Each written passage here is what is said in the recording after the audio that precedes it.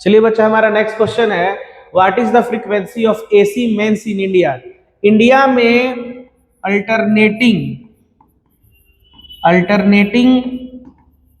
Current AC का frequency कितना होता है। तो इंडिया में अल्टरनेटिंग करंट का फ्रीक्वेंसी बाबू 50 हर्ट्ज होता है। ये हमें याद रखना है।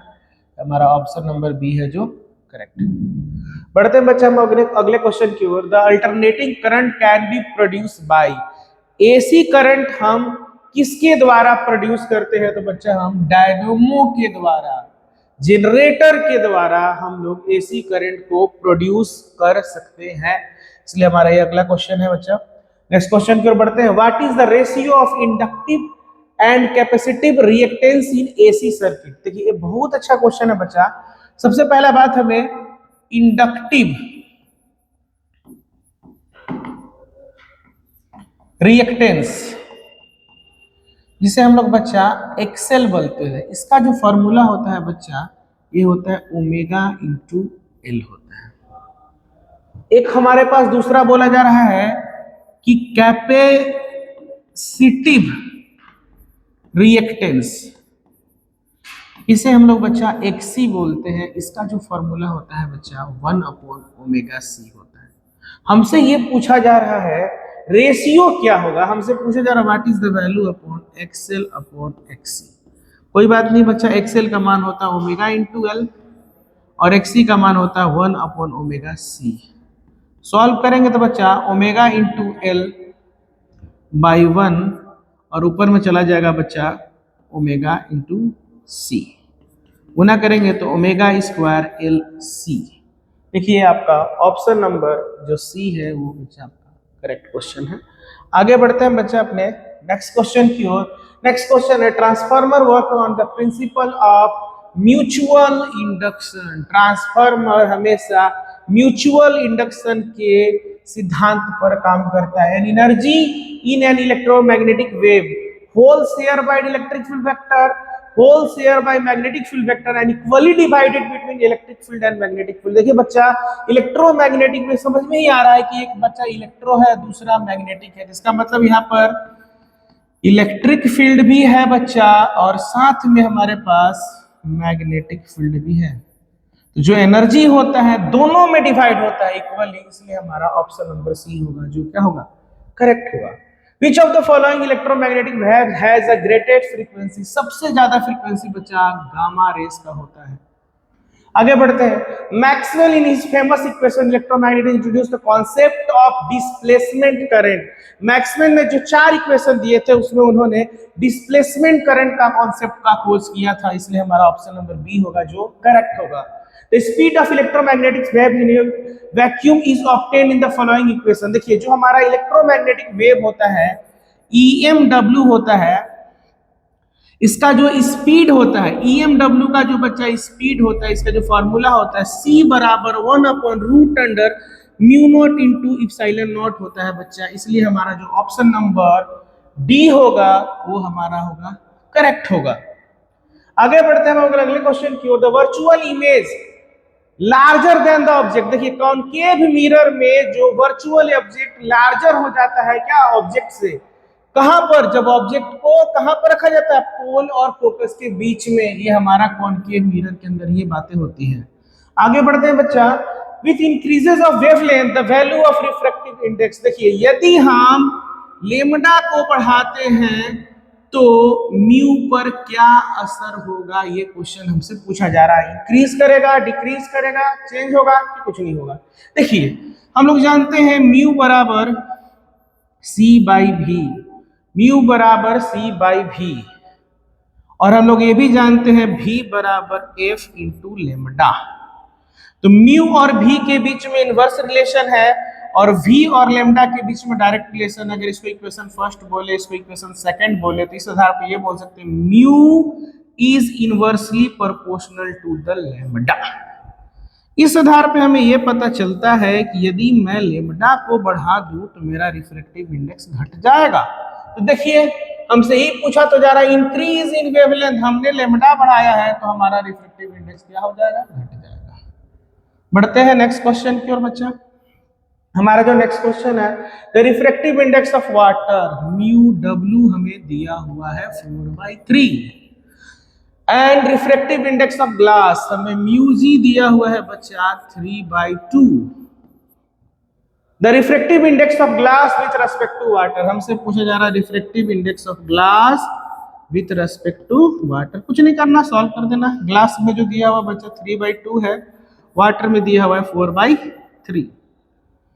अगर आप इसको सॉल्व करिएगा 3/2 इंटू ऊपर में चल जाएगा 3 और नीचे हो जाएगा बाबू 4, 3 3 जा 9/8। 9/8 is your correct answer, then option number B is your correct. ये जैक में पूछा हुआ क्वेश्चन आपसे ये भी पूछ सकता था, refractive index of water with respect to glass. यहाँ पे पूछा है glass with respect to water, तो ऊपर में ग्लास होगा, नीचे क्या हो जाएगा? आगे बढ़ते हैं। The focal length of plane mirror is infinity. Plane mirror का जो फोकल लेंथ होता है वो इन्फिनिटी होता है बच्चा। आगे बढ़ते हैं। The critical angle C and mu refractive index of prism which is relation is correct. देखिए प्रिज्म के लिए म्यू और क्रिटिकल रिलेशन में जो एंगल में रिलेशन होता है म्यू बराबर 1/sin c होता है बच्चा।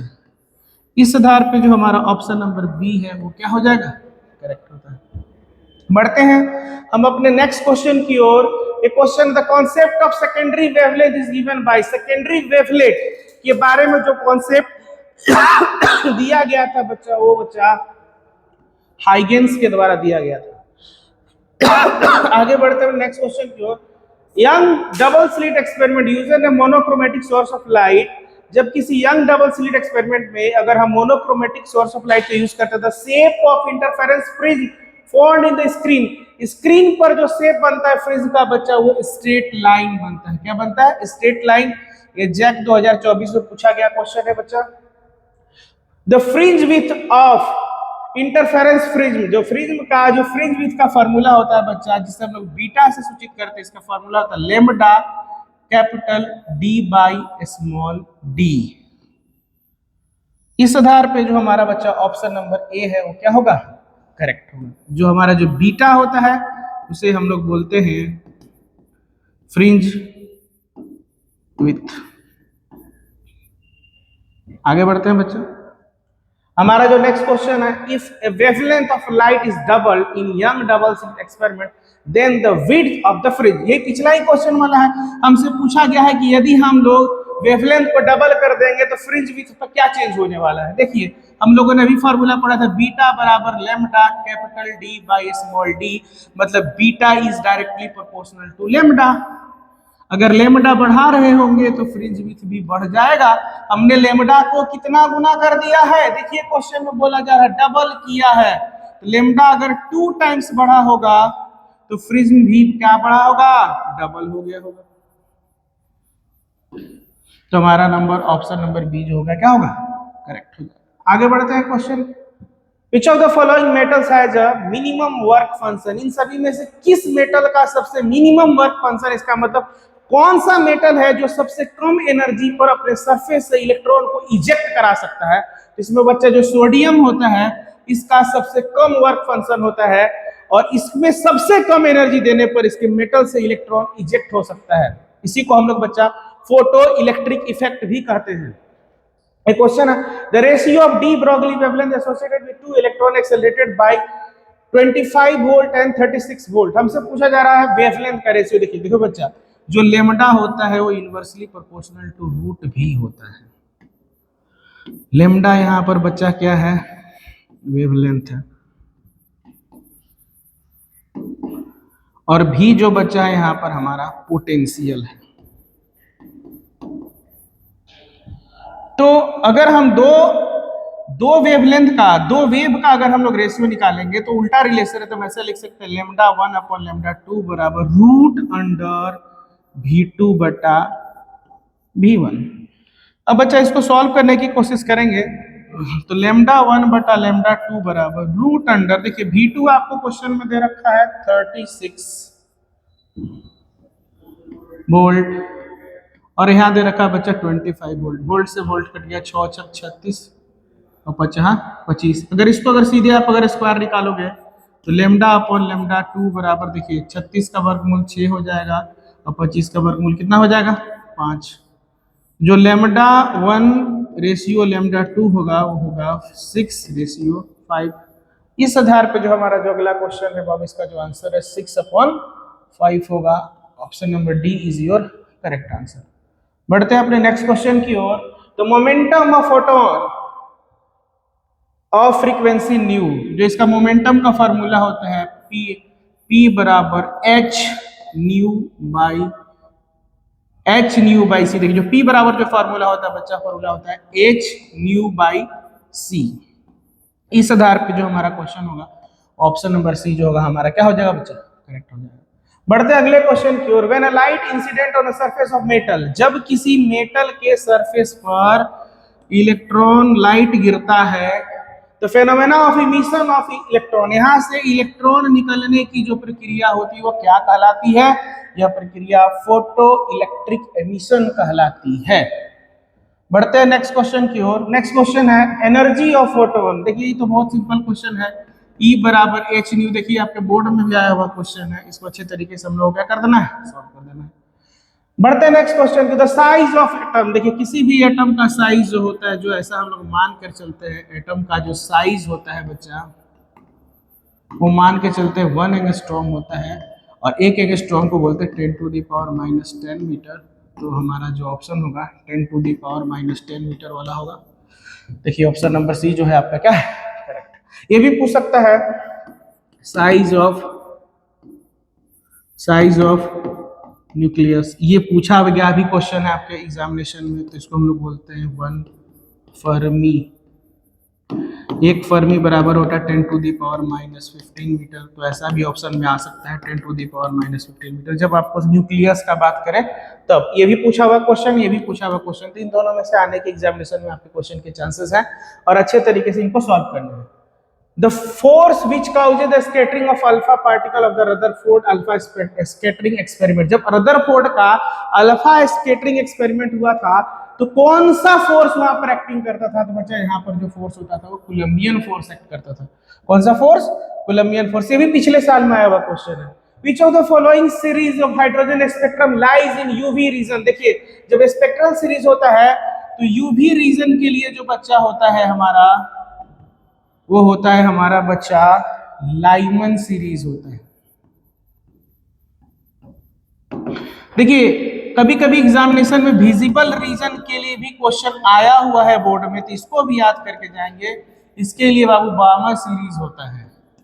ये दोनों आप याद करके जाएंगे। आपको ये पूछा गया था पिछले साल और ये भी पूछा जा रहा है लगातार। इन दोनों चीजों को हम लोगों को क्या करना है, याद करके जाना। यही दोनों क्वेश्चन आते हैं, बाकी में तो फार इंफ्रारेड वाला होता है। तो ये दोनों हम लोग को अच्छे तरीके से याद करके जाना है। अगला क्वेश्चन है इलेक्ट्रॉन वोल्ट मेजर। देखिए इलेक्ट्रॉन वोल्ट जो बच्चा होता है, इलेक्ट्रॉन वोल्ट जो होता है बच्चा एनर्जी का यूनिट होता है, और 1 इलेक्ट्रॉन वोल्ट में बच्चा 1.6 × 10⁻⁻19 जूल होता है। तो इलेक्ट्रॉन वोल्ट जो होता है वो एनर्जी का मात्रक होता है। नेक्स्ट क्वेश्चन है बच्चा which of the following is not present in hydrogen atom. देखिए अगर हाइड्रोजन एटम की बात कर रहे हैं, H11 का बात कर रहे हैं, तो यहाँ पर देखिए बाबू प्रोटॉन 1 है, इलेक्ट्रॉन 1 है, लेकिन न्यूट्रॉन यहाँ पर 0 है। यहाँ पर न्यूट्रॉन क्या है, 0 है। यहाँ पर न्यूट्रॉन उपस्थित नहीं होता है। बढ़ते हैं नेक्स्ट क्वेश्चन की ओर। Which one is not an electromagnetic radiation. देखिए इलेक्ट्रोमैग्नेटिक रेडिएशन में देखिए हमारा एक्सरे भी होता है, गामा रे भी होता है, इंफ्रारेड रे होता है, लेकिन अल्फा रे नहीं होता है। तो हमारा ऑप्शन नंबर 1 इज करेक्ट। बढ़ते हैं नेक्स्ट क्वेश्चन की ओर। In P type semiconductor what kind of impurity is add. देखिए एक होता है पी टाइप सेमीकंडक्टर, एक होता है N type semiconductor.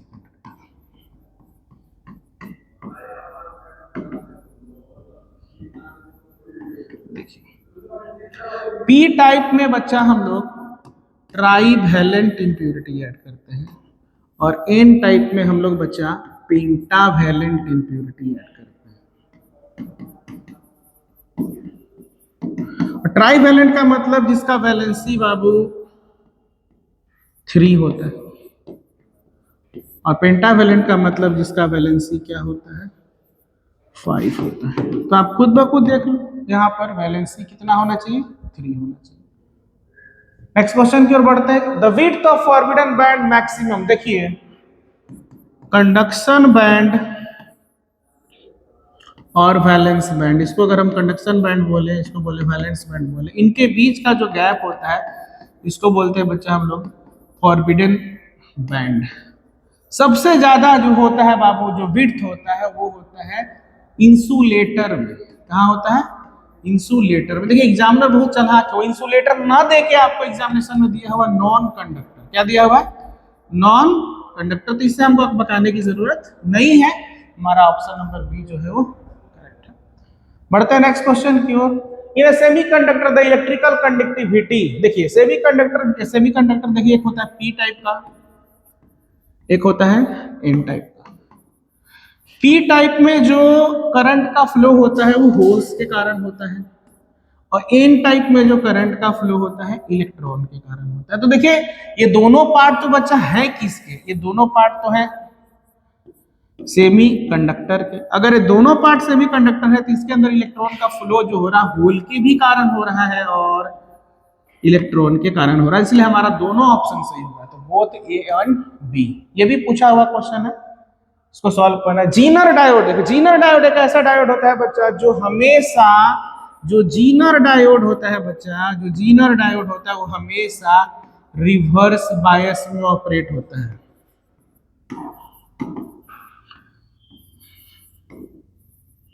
Reverse bias में ऑपरेट होता है, हमेशा आरबी होता है, रिवर्स बायस होता है। इसका यूज करते हैं हम लोग वोल्टेज स्टेबलाइजेशन के लिए। कोई पूछ देगा कि जीनर डायोड कैसे ऑपरेट होता है, तो हमेशा रिवर्स बायस में होता है और इसका यूज कहाँ होता है, वोल्टेज के स्टेबलाइजेशन के लिए, तो हमेशा आरबी में ऑपरेट होता है। ठीक है, बढ़ते हैं नेक्स्ट क्वेश्चन की ओर। As temperature increase the resistance of semiconductor, देखिए अगर हम लोग टेम्परेचर को बढ़ाएंगे तो सेमीकंडक्टर का जो रेजिस्टेंस होगा बच्चा, जो रेजिस्टेंस होता है वो घट जाता है। याद कर लीजिएगा, कंडक्टर में टेम्परेचर बढ़ाने पर रेजिस्टेंस बढ़ता है और सेमीकंडक्टर में टेम्परेचर बढ़ाने पर रेजिस्टेंस घटता है। एग्जैक्ट में 2 साल पूछा हुआ क्वेश्चन है, इसको ध्यान से पढ़ने की जरूरत है, ऐसे क्वेश्चन आपके आने के हैं। What is the unit of magnetic susceptibility, magnetic susceptibility का कोई यूनिट होता नहीं है, इसलिए हमारा ऑप्शन नंबर डी है जो बच्चा वो क्या है, करेक्ट है। हो गया।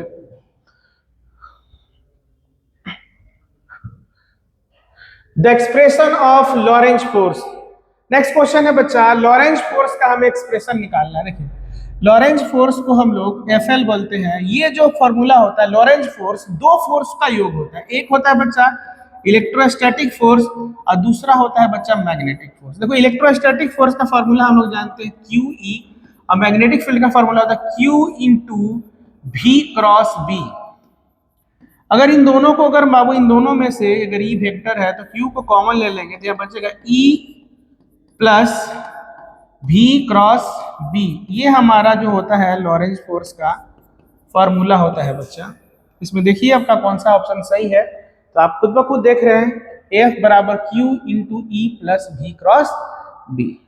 तो ऑप्शन नंबर जो हमारा C है वो क्या है बच्चा, करेक्ट है। बढ़ते हैं अपने नेक्स्ट क्वेश्चन की ओर। Thank you. आई होप आपको ये सेशन समझ में आया होगा और आपके एग्जामिनेशन के लिए बहुत ही अच्छा सेशन रहा। Thank you for everyone.